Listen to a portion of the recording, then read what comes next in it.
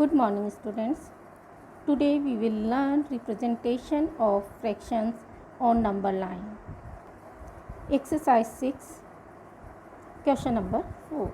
Represent following fraction on a number line. आपको fractions दिए गए हैं, उनको आपको नंबर लाइन पर रिप्रेजेंट करना है. फर्स्ट 4 and 1/2 मिक्स फ्रैक्शन है, होल नंबर है 4 एंड प्रॉपर फ्रैक्शन है 1/2. तो इसको हम क्या लिख सकते हैं 4 + 1/2. ये जो फ्रैक्शन है वो 4 से ग्रेटर है और 5 से लेस है. इसका मतलब जो ये फ्रैक्शन है वो नंबर लाइन पर 4 और 5 के बीच में लाई करेगा.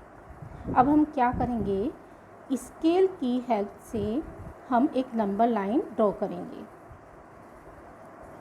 और उसको 5 इक्वल पार्ट्स में डिवाइड करेंगे.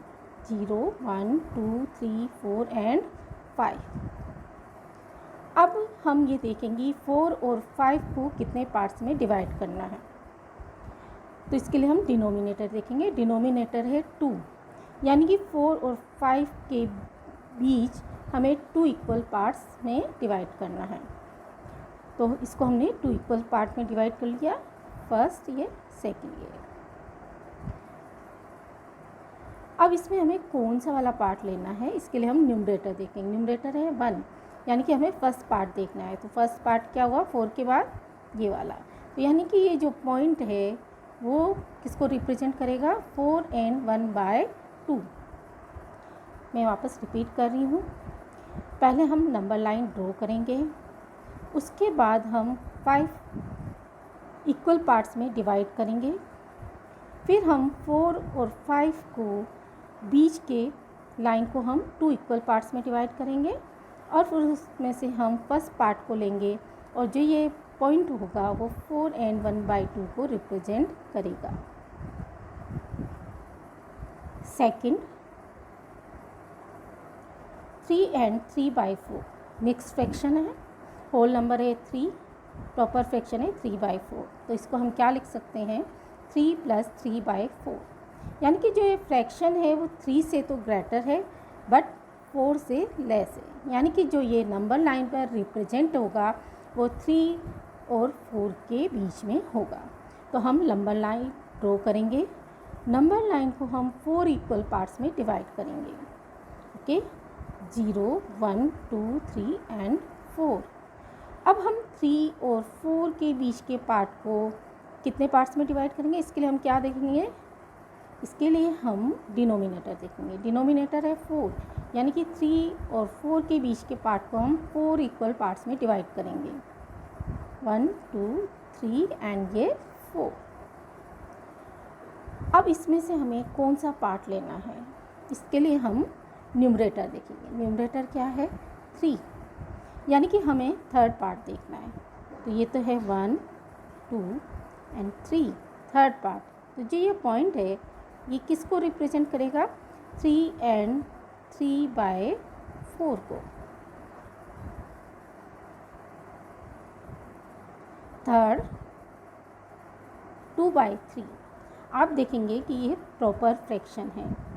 आपको ये बात ध्यान रखनी है कि जब प्रॉपर फ्रैक्शन दिया गया है तो ये 0 और 1 के बीच में लाई करेगा. ठीक है. अब हम नंबर लाइन ड्रॉ करेंगे और उसको 1 पार्ट में डिवाइड करेंगे. अब 0 और 1 के बीच हमें कितने पार्ट्स बनाने हैं, इसके लिए हम डिनोमिनेटर देखेंगे. डिनोमिनेटर क्या है 3, यानी कि 0 और 1 के पार्ट को हम 3 इक्वल पार्ट्स में डिवाइड करेंगे. अब 3 इक्वल पार्ट्स में डिवाइड करने के लिए हमें 2 लाइन खींचनी होगी इसको. तो फर्स्ट एंड सेकंड ये 3 पार्ट्स हो गए, 1, 2 एंड ये 3. अब इसमें से हमें कौन सा पार्ट लेना है, इसके लिए हम न्यूमरेटर देखेंगे. न्यूमरेटर क्या है 2, यानी कि सेकंड पार्ट देखना है. तो ये फर्स्ट, ये सेकंड. तो जो सेकंड वाला पार्ट है ये किसको रिप्रेजेंट करेगा 2/3 को. ओके स्टूडेंट्स, आपको रिमेंबर रखना है कि जब भी प्रॉपर फ्रैक्शन दिया गया है तो वह 0 और 1 के बीच में लाई करेगा. Okay student. Exercise 6, question number 5. See the number line and fill balloons with fraction value.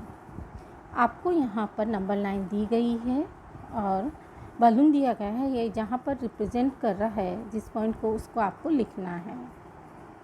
ठीक है, अब जो ये एरो बना हुआ है वो कौन कौन से नंबर्स के बीच में बना हुआ है? 1 और 2 के बीच में। तो यानी कि होल नंबर क्या होगा? ये फर्स्ट वाला होता है, तो होल नंबर हुआ फर्स्ट 1। एंड 1 और 2 को कितने इक्वल पार्ट्स में डिवाइड किया गया है? ये है 5, 1 2 3 4 और 5। तो हम डिनोमिनेटर क्या लिख देंगे? 5। अब कौन सा वाला पार्ट लिया गया है? फर्स्ट, सेकंड एंड ये थर्ड पार्ट को लिया गया है, तो न्यूमरेटर क्या होगा? 3। तो जो ये बलून है वो कौन से पॉइंट को रिप्रेजेंट कर रहा है? 1 और 3/5। अब हम लिखेंगे सेकंड में जो ये बलून है वो कौन से वाले नंबर्स के बीच में है? 5 और 6 के बीच में, यानी कि होल नंबर क्या होगा? 5। अब ये कितने इक्वल पार्ट्स में डिवाइड किया गया है? 1 2 3 4 5 6 7 और 8 पार्ट्स में।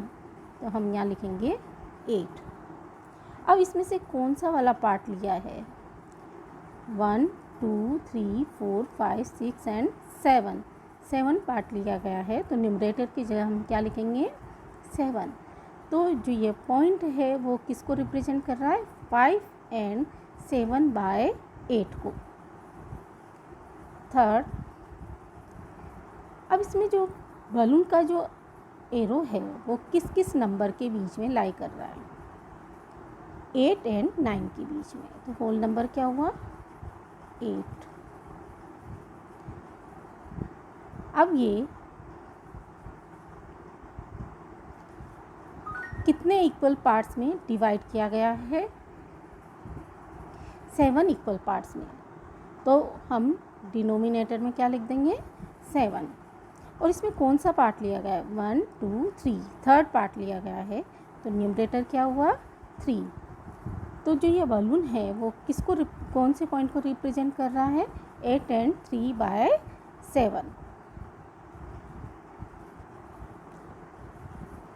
फोर्थ, इसमें आप देखेंगे कि जो ये बलून का एरो है ये किस किस नंबर के बीच में है?